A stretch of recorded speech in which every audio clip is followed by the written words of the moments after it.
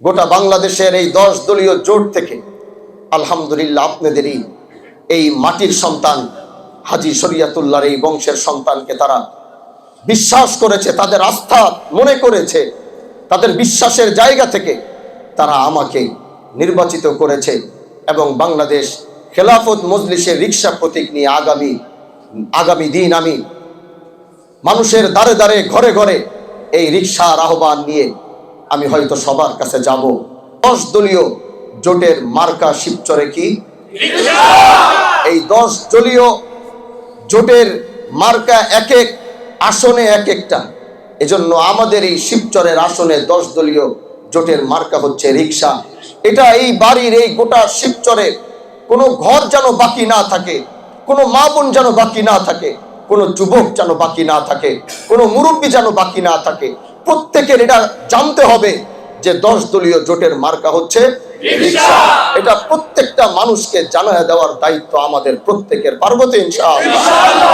এজন্য আমাদের এই পদযাত্রা, আমাদের এই বিজয় শুধু আমাদের বিজয় হবে না। আমি কথাটা আগেও বলেছি, আমাদের বিজয় মানে ইনসাফের বিজয়, আমাদের বিজয় মানে ইসলামের বিজয়, আমাদের বিজয় মানে আল্লাহ দ্বীনের বিজয়, আমাদের বিজয় মানে গোটা শিবচরের বিজয়, আমাদের বিজয় মানে গোটা বাংলাদেশের বিজয়। কারণ গোটা বাংলাদেশ দেখবে যে এই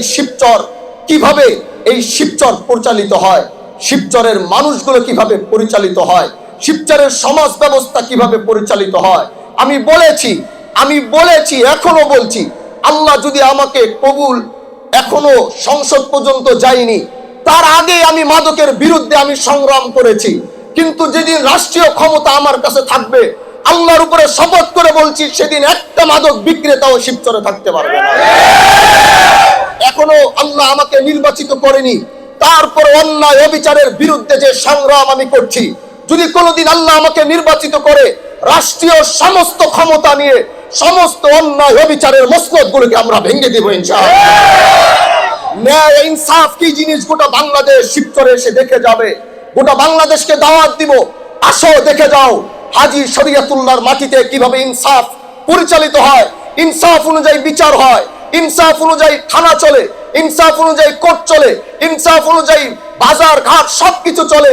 আসো তোমরা দেখে যাও। এরকম এক ইনসাফের শিবচর গড়া না পর্যন্ত আল্লাহ যেন আমাদেরকে দুনিয়া থেকে না নেয়, এই দোয়া আপনাদের কাছে করে গেলাম। আর আমার জন্য খাস করে দোয়া করবেন। আজ থেকে আমাদের অনেক লম্বা সময় পার হয়ে গিয়েছে, কারণ আমরা অপেক্ষা করছিলাম, নামলে তো মাঠ পর্যায়ে নামা যায়, কিন্তু যেহেতু 10 দল একটা জোট হয়েছে, লিয়াজু সমঝোতা হয়েছে, সবাইকে ঐক্যবদ্ধ করেন আমার ইচ্ছা দেখেই হয়তো একটু পরবর্তীতে নেমেছি।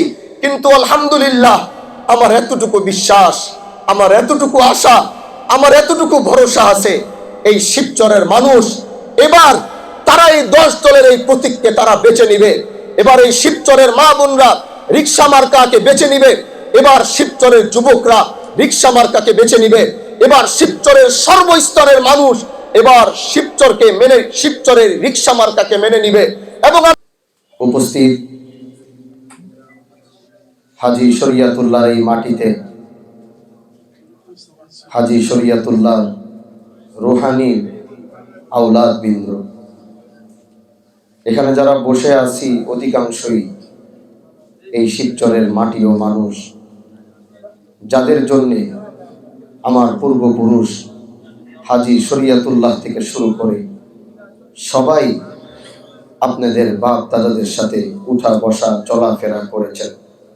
আজ যারা এত ব্যস্ততার ভিতরেও আপনারা এখানে উপস্থিত হয়েছেন, আপনাদের সবাইকে আন্তরিক মোবারকবাদ জানাচ্ছি। এখানে আমি বেশি লম্বা কথা বলার জন্যে বসিনি বা লম্বা কথা বলতেও আমি চাই না। আজ এমন এক জায়গায় আমরা দাঁড়িয়েছি, এমন এক রাস্তায় আমরা দাঁড়িয়েছি, এই রাস্তাটা অনেক লম্বা। এই রাস্তায় চলতে হলে কখনো সামনে ভালো কিছু আসবে, কখনো বিপদ আসবে, কখনো কেউ কাঁটা বিছাবে, কখনো কেউ লাল গালিচা বিছাবে।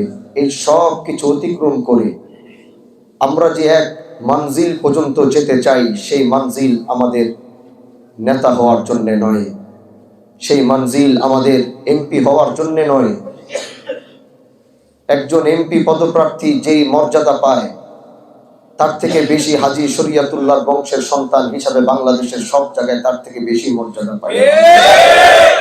এজন্য এমপি হওয়াটা এটা কোনো গর্ব, বা এমপি পদপ্রার্থী এটা কোনো গর্বের বিষয় নয়। কিন্তু রাস্তাটা কেন বেছে নিলাম? কারণ গোটা বাংলাদেশে সব অঞ্চলে সব জায়গায় হাজার হাজার লক্ষ লক্ষ মানুষের সামনে কথা বলি, মাইকে আওয়াজ তুলি, গরিবের পক্ষে কথা বলি, ন্যায়ের পক্ষে কথা বলি, মজলুমের পক্ষে কথা বলি, জালেমের বিরুদ্ধে কথা বলি, কিন্তু এই কথাগুলো মাঠ পর্যায়ে থেকে যায়, সেগুলো কোনো কার্যকৃত হয় না। এজন্য চিন্তা করেছি মাঠ পর্যায়েও কথা বলবো, বাংলাদেশের আইন যেখান থেকে তৈরি হয় সেখানে দাঁড়িয়েও কথা বলবো, বাংলাদেশের গ্রাম পার্বত্য অঞ্চল থেকেও কথা বলবো, যেখান থেকে আইন বানানো হয় সেখানে দাঁড়িয়েও অন্যায় অবিচারের বিরুদ্ধে এমনভাবে কথা বলবো, এমনভাবে গর্জন দিব, আমার হামজালার কণ্ঠ শুধু একা হামজালার কণ্ঠ থাকবে না, সেটা গোটা বাংলার মানুষের কণ্ঠ থাকবে। এজন্য আমরা এত পাগল না। আপনারা দেখবেন গোটা শিবচর থানার ভিতরে আমি হলফ করে বলতে পারবো একটা পোস্টার আর একটা ব্যানার আমার শিবচরের কোথাও নাই, কোনো কোথাও। এখন তো বন্ধ হয়েছে, এর আগে এই গত 1 বছরে আপনারা আমার কেউ শিবচরে একটা ব্যানার একটা পোস্টার আপনারা আমাকে কেউ দেখাইতে পারবে না, কোথাও নাই। কিন্তু আমরা পোস্টার আর ব্যানারে আমরা জায়গা নেই নাই, আমরা মানুষের অন্তরে জায়গা নিয়েছি। আমি হামজালা গাছের মধ্যে নাই, আমি হামজালা কোনো ব্যানারের মধ্যে নাই, কিন্তু আমি হামজালা এই দেশের প্রতিটা গরিব দুঃখী অবিচার যাদের উপরে করা হয়েছে প্রত্যেকটা মা বোন, প্রত্যেকটা যুবক, প্রত্যেকটা মুরব্বীর দিলের ভিতরে হামজালা আছে। আমি দেখেছি মারা এসে আমাকে কান্না করেছে। 2 দিন আগে আমি চিনি না জানি না একজন বৃদ্ধ মহিলা এসে আমাকে শুধু এতটুকু বলে, একটা কথা শুধু আপনাকে বলতে আসছি, আমার মেয়ে ফোন করে ঢাকার থেকে বলেছে, মা যদি ভোট দিতেই হয় তাহলে হামজালা সাহেবকে দিবেন, রিকশা মার্কায় দিবেন, এছাড়া আর কোথাও ভোট দিতে পারবেন না। আমি ওই দিন দাঁড়িয়ে চিন্তা করেছি, এই একটা মা যে চোখের পানি ছেড়ে আমাকে এই কথাটা বলে গেছে, সেদিনই আমি বিজয় হয়ে গেছি। এর থেকে বড় বিজয় আমার দরকার নেই।